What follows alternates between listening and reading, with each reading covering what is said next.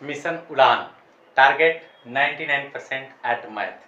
ठीक है, इस बैच का मैं नाम रख दिया हूँ जिसमें हम उड़ान के साथ फ्लाईलाइट मॉडल में उड़ने वाले हैं और इसमें हम कवर करने वाले हैं मैथ के हर एक स्ट्रेटजी, हर एक एक्सरसाइज से। और इसको 45 डेज के अंदर हमें एंड भी करना है, अर्थात 45 डेज के अंदर पूरे मैथमेटिक्स का पूरा syllabus cover 10th class 10th की। ठीक है, तो जितने भी स्टूडेंट्स हैं हमारे साथ जुड़िए, लगिए और अपने दोस्तों को भी जोड़िए, लगाइए, अपने रिलेशनशिप को जोड़िए और लगाइए। एकदम पूरा विश्वास दिलाता हूँ, 1.5 महीने के बाद अगर आपको नहीं कुछ फ़ायदा हुआ तो फिर हमें चैनल से आप जो चाहते हैं, जितना आपको डिसलाइक मारना होगा डिसलाइक मार देना, जो कमेंट करना होगा कर देना। मैं पूरा भरोसा दिलाता हूँ कि जो मैं पढ़ाता हूँ पूरे एकदम ताकत के साथ और जेन्युइन पढ़ाता हूँ। जो ज़रूरत है, जो आपकी ज़रूरत है, जो जैसे आप सीख सकते हैं उस भाषा में मैं सिखाता हूँ। चलिए आइए हम 8.2 एक्सरसाइज में चलते हैं। पहला मैं 8.1 बना चुका था, आप देखे होंगे और आपने कमेंट किया था, मैंने देखा। और इस वीडियोज़ में भी मैं आपको बहुत ही अच्छे से बताने वाला हूँ। जो क्वेश्चंस हमारे पास हैं केवल 5 ही क्वेश्चंस है और इस वीडियोज में मैं 5 क्वेश्चंस कवर करके और ख़त्म कर दूंगा और फिर आपको नेक्स्ट चैप्टर के लिए।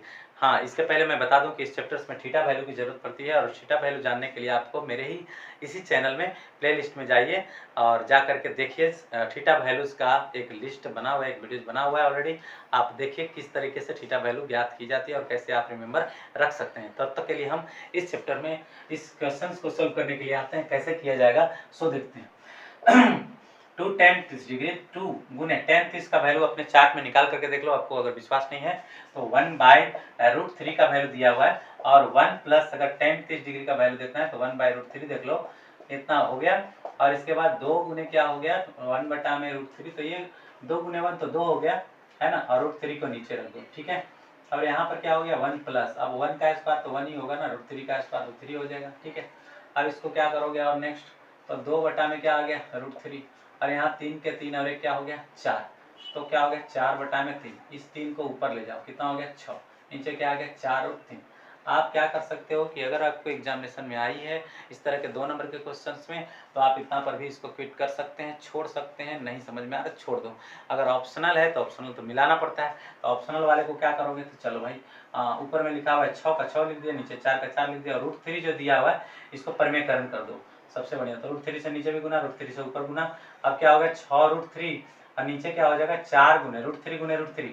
सेम नंबर से जब भी मल्टीप्लाई होगी, जैसे √2 गुने √2 क्या आ जाएगा 2 आ जाएगा, √5 गुने √5 करना है क्या आ जाएगा 5 आ जाएगा, √7 गुने √7 करना है क्या आ जाएगा 7 आ जाएगा। यानी सेम नंबर अगर रूट में है और उसी से रिपीटेशन अगर हो रही है तो ऐसे में उसका वैल्यू सेम का सेम रह जाता है, रूट से बाहर निकल जाता है। क्लियर है। अब यहाँ पर क्या होगी 4 और √3 गुने √3 कितना होगी 3। अब फाइनली क्या हो गया 3 दूनी के 6 काट सकते हो, 2 दूनी के 4 काट सकते हो, तो 3√3 बटा में कितना आ जाएगा 3 दूना के 6, है ना। और भी कर सकता है 3 दूना के 6, यहाँ पर भी काट दो, √3 बटा में कितना आ गए 2। हो सकता है कि ऐसा ऑप्शन भी ना दे, ऐसा ना दे करके क्या दे देगा ऑप्शन में दे देगा कि साइन 60 डिग्री, या ऑप्शन में हो सकता है कि कॉस 30 डिग्री, तो वो भी ऑप्शन में आप मार सकते हैं। ठीक है ना। एनसीईआरटी के बुक में जा करके देख लो, इस तरह के क्वेश्चंस आपको दिए गए हैं। ऑप्शन में भी हो सकता है कि ये ना दिया हो, तो ये तो जरूर दिया होगा, है ना। तो जो मारना है मार दो भाई, सब तो बात बराबर है। ओके, तो आशा करता हूँ कि ये बात आपको समझ में आ गया होगा पूरी तरह से। अब हम नेक्स्ट क्वेश्चन की विचार करते हैं। चलिए, अब नेक्स्ट क्वेश्चन हमारे पास है 1 - tan² 45 डिग्री। जान लो 45 डिग्री का जो वैल्यू होता है और टेन में 45 डिग्री का वैल्यू 1 है और साइन में 90 डिग्री का वैल्यू 1 है, कॉस में 0 डिग्री का वैल्यू 1 है। 1 1 जिसका जिसका उसको खा पी जाओ, खत्म कर दो। ठीक है, तो tan 45 हो गया 1, देखो ई हो गया 1, 1 का स्क्वायर होगा 1, है ना, और 1 में से 1 क्या हो गया 0। अब नीचे कितना भी बड़ा रहेगा हीरो, फाइनली वैल्यू क्या आएगा 0। खत्म, बनाएंगे ही नहीं, खत्म। और अगर मान लो कि भाई 2 नंबर के क्वेश्चन है तो बनाना तो पड़ेगा। चलो भाई, लेकिन पूरा बनाकर दिखाते हैं। चलिए, तो 1 का 1 हो गया और माइनस tan² 45, तो 45 का वैल्यू 1, 1 का स्क्वायर। अब चलिए 1 का 1 रख दिया और प्लस tan 45 का वैल्यू 1, 1 का स्क्वायर। अब 1 - 1 और नीचे 1 + 1, फाइनली 1 में से 1 गया 0, नीचे हुआ 2, फाइनली 0। इतना आप कर देते हो तो आराम से 2 नंबर का क्वेश्चन में आपको 2 नंबर 2 मार्क्स पक्का मिल जाएंगे। लेकिन साफ साफ लिखना जरा सा। क्लियर है।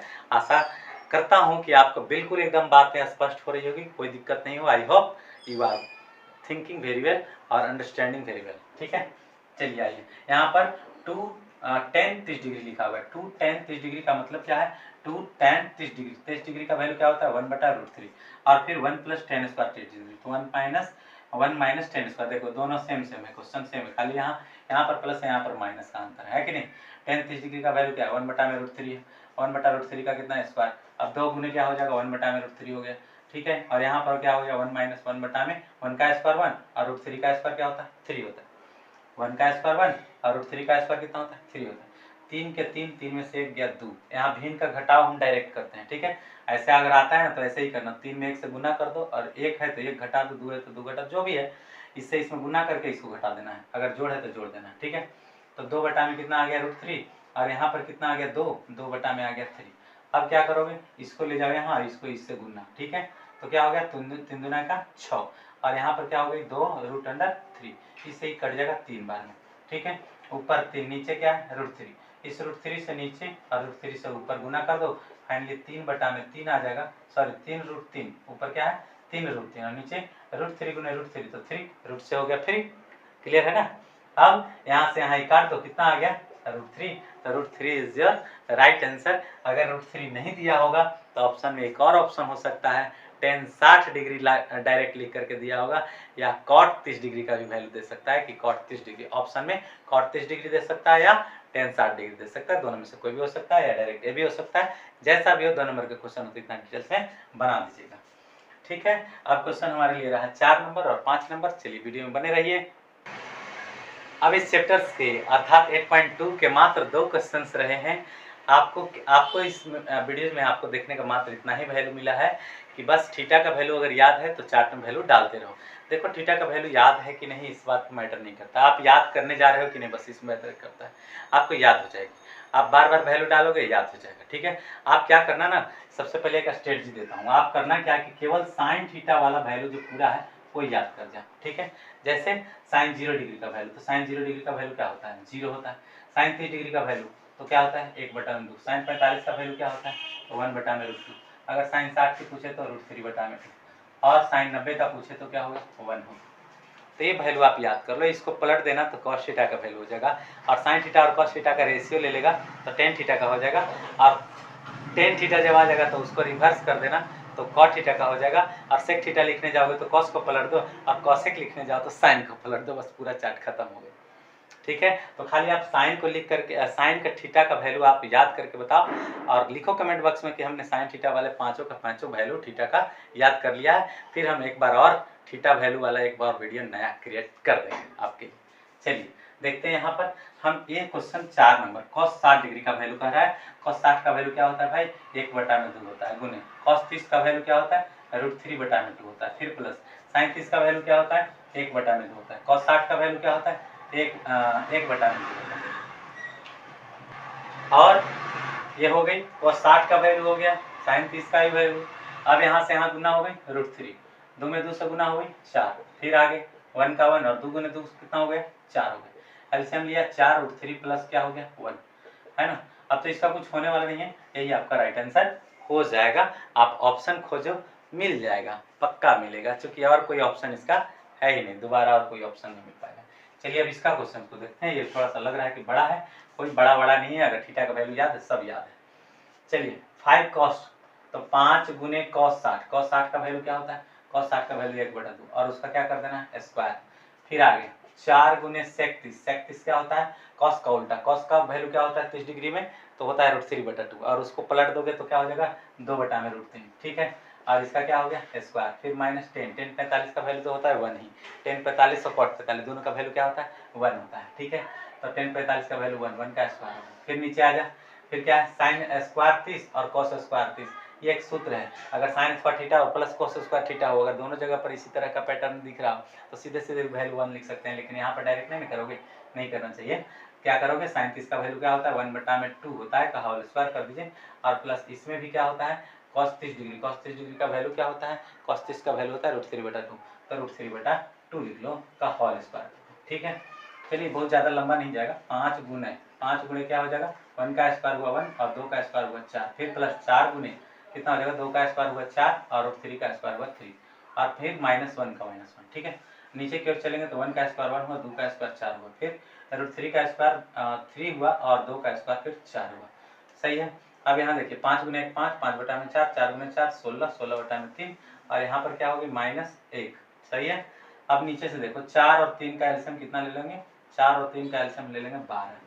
अभी क्या हो गया 5, तो 4 से भाग देंगे तो 3, तो 5 तरी कितना हो गया 15, फिर प्लस 3 से भाग दोगे तो 4 4 और यहाँ है 16, 16 चौका कितना हो गया 64, और फिर माइनस, अब यहाँ पर 1 है, 1 से इसमें 12, तो 12 गुने 1 12, सही है। अब फिर डाउन साइड में आ जाइए, फिर नीचे 4 4 का एलसीएम कितना हो गया 4, और 1 और 3, 1 प्लस 3 कर दिए।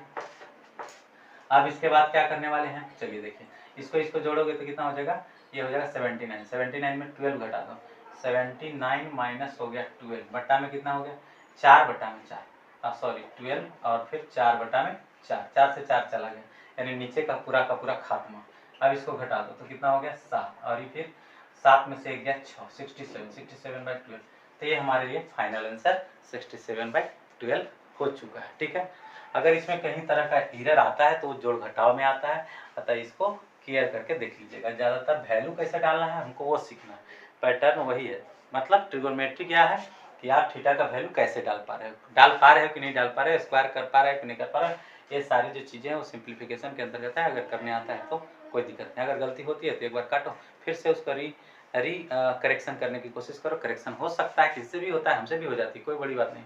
हम भी बनाए, कोई जरूरी क्या कि एक बार सही हो जाएगा, हो सकता है कि एरर हो, लेकिन मोस्ट ऑफ टाइम मिस्टेक नहीं के बराबर ही होती है, और आप यही मिस्टेक्स ज़्यादा बार कर देते हैं, बस अंतर इतना ही है। ठीक है, क्योंकि हम लोग बहुत बार बनाए हैं, बहुत बार सिखाए हैं किसी को, इसलिए गलतियाँ कम होती हैं। ठीक है, तो आज के वीडियोज़ में इतना ही है। 8.2 में आपने क्या सीखा, क्या समझा, वीडियोस के कमेंट बॉक्स में ज़रूर डालिए। लाइक का बटन है, कस के दबा दीजिए, है ना, और फिर शेयर ज़रूर करिए, और बार बार हमारे चैनल पर आइए, सीखिए, समझिए, जानिए, फिर बताइए कि हम किस तरह के कंटेंट क्रिएट करते हैं आपके लिए।